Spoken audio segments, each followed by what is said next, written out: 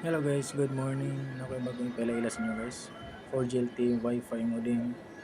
Tawag ni siya og Wi-Fi dongle sa uban. 4G Wi-Fi dongle. So USB type ni siya guys. Imo ni pansak sa imo power bank na kay power bank. Ang price ani is 295 ra. So atong speed test para may bala nato. Gamit ang cellphone. Screen recording ni guys.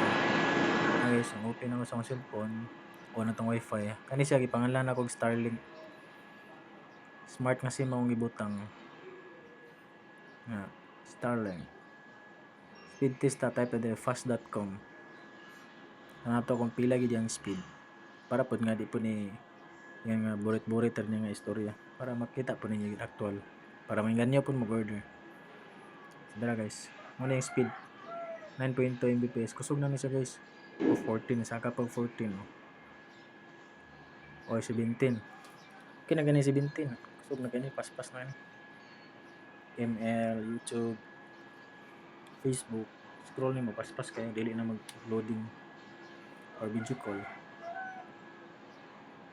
Guys, 15. So ang kuha na guys, ibutar na ko ang link sa ubusan eh. Tingnan nato yung lahi nga speed test. Ang pila gid sa uban. Lahi mo gud ang kuan.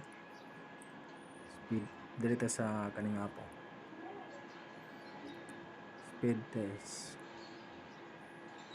Then Hoy, 4 6 5 7 8 ang upload play upload din 4.4 okay ra gyapon ni paspas na ni siya. Required sa cellphone wala ra kabot og 1 Mbps. Ang yang kaunon na kay mga kanan ni duha padung sa 5 ka kauban okay na ni sugan ni nga signal. Okay, so 7.7 o 7.8. So guys, bye bye, thank you for watching.